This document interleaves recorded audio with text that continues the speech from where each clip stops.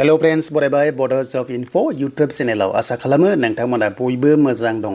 दा दिनैनि कन्टेन्टआ जाबाय BTC साख्रि आद्रा थानाय बेखौ सोर मावगोन बेनो जाबाय जोंहा ग्रेड 3, ग्रेड 4 आरो TET आव।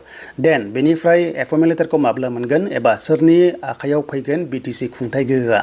दा गोबां पार्टी दङ बाट मोननै पार्टीया बेनो BPF आरो UPPL बे मोननैजों मोनसेनाव मोनसे सरकार दागोन अब्ला सोर दागोन बेनि सायावबो नोंथांमोना कमेन्ट सेक्सनाव लिरनो हागोन।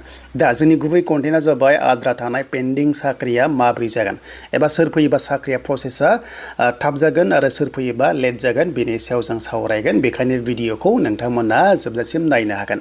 जाय नोंथांमोना Bodo Job Info official YouTube चेनेलाव गोदान साबस्क्राइब खालामना ला जाहाथे लेटेस्ट भिडिअ नोंथांमोना मोननो हायो। दायो जों फैबाय CSB अफिसियेल वेबसाइटआव जाय CSBआ सेलेक्शन प्रसेस खालामदों BTC नि ग्रेड 3 लेभेलाव एबा ग्रेड 4 लेभेलाव। अके देन बेनि गेजेराव जों मोननैखौ दोनथ'बाय बेनो जाबाय फरेस्ट आरो लोगोसे BCDC बे मोननैया जयनिं जाबाय।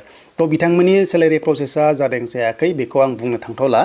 दानि जोंनि पेन्डिं थानाय पेन्डिं थानाय बेनो जाबाय जोंहा ग्रेड 3 लेभेलाव HS लेभेलनि रिजाल्ट फैयाखै। देन बेनिफ्राय ग्रेड 3 लेभेलाव डिग्री लेभेलनि रिजाल्टआ फैदों नाथाय कमप्लिट जायाखै। अके देन बेनिफ्राय ग्रेड 4 बेबो रिजाल्टआ फैयाखै। देन बेनिफ्राय TET बेबो रिजाल्टआ फैयाखै। अलमोस्ट बुंनो थाङोबा मोनब्रै पेन्डिं जाना दङ। मोनब्रै माने केटेगरियाव माने पेन्डिं जादों। स' बे पेन्डिं जानाया माब्लानिफ्राय स्टार्ट जागोन। अके बे मोनसे बिग कुइसन। देन बेनिफ्राय सोर सरकार फैगोन बे मोनसे बिग कुइसन। दानिया जों नैबेखौ फार्स्टनिखौ रायलायोबा हमना ला दा फार्स्टनिखौ जों रायलायोबा हमना ला पेन्डिं जानाया माब्ला जागोन होनोबा हमना ला 10 अक्ट'बरनि उनाव जानाय चान्सआ दङ। हमना ला अक्ट'बर एबा सेकेन्ड सप्ता अक्ट'बरनिफ्राय बियो जानाय चान्सआ दङ। आरो सरकारा सोर फैगोन जुदि दानि प्रेजेन्ट सरकारा हमना ला जेनोखि दङमोन जुदि बिथांमोना फैफिनोब्ला स' बिनि प्रसेसा थाब जागोन।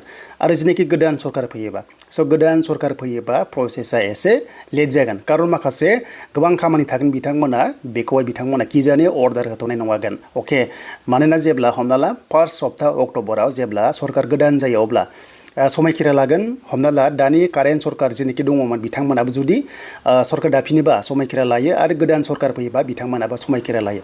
बिनि उनावसो प्रसेसा जागोन।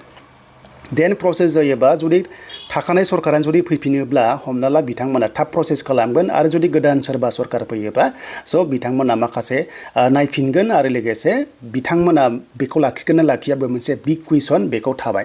मानोना थांनाय बाराव फरेस्टनि प्रसेसखौहाय गोदान सरकारा खालामाखैमोन। जेराव जिनोखि सिगां जि सरकार दङमोन बिथांमोना फिजिकेल टेस्ट खालामनानै जिनोखि एग्जाम पेन्डिं जादोंमोन बाट सरकाराव जेननानै बे एग्जामा केन्सेल जादोंमोन। थिग बेबादिनो जुदि गोदान सरकार फैयोबा दानि जिनोखि थानाय बे केन्सेल जागोन नामा। माने बै समावबो CSB दङमोनगोन दाबो CSB दङ बाट केन्सेल जादों बै समावहाय।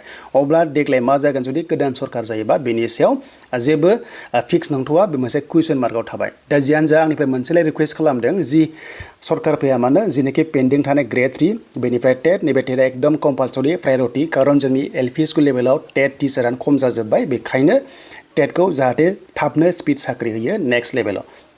देन बेनिफ्राय ग्रेड 4 दा हमना ला ग्रेड 3 लेभेलाव बेनिफ्राय ग्रेड 4 लेभेलाव जि सरकार फैया मानो जाहाथे प्रसेसखौ खालामो आं बेखौसो रिकुवेस्ट खालामदों जाहाथे नोंथांमोना प्रसेसखौ खालामना होयो। मानोना गोबां स्टुडेन्टसफोरा IPO दाननाय दङ गोबां खस्थ' खालामनाय दङ जाहाथे जियानो सरकार फैया मानो जाहाथे प्रसेसखौ थाबैनो मावो आरो लोगोसे जेनुइनलि साख्रिखौ होयो। अके बेनो जाबाय आंनिफ्राय मोनसे रिकुवेस्ट थाबाय।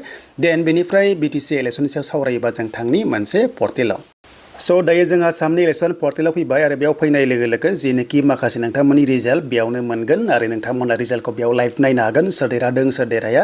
दा बे साननाय हाबाफारिया अके गाबोन जासिगोन बेनो जाबाय 26 सेप्तेम्बराव फुंनि 8 बाजिनिफ्राय बे साननाय हाबाफारिया जागायसिगोन आरो देन बेलासियाव रिजाल्ट ओंखारहैजोबगोन आरो बेनिखायनो नोंथांमोना बेयाव चेक खालामबाय था आरो लोगोसे नोंथांमोनजों जोंबो लाइभ आपडेटखौ होनो नाजागोन जाहाथे सोरनि सरकार फैयो आरो फैया। दा बेनो BTCआ सोरनि खुंथाय गोहोआव थांगोन देग्लाय गासै 40 सिटआव सोर बांसिन मेजरिटि भट मोनगोन बेखौ नोंथांमोना कमेन्ट्स खालाम।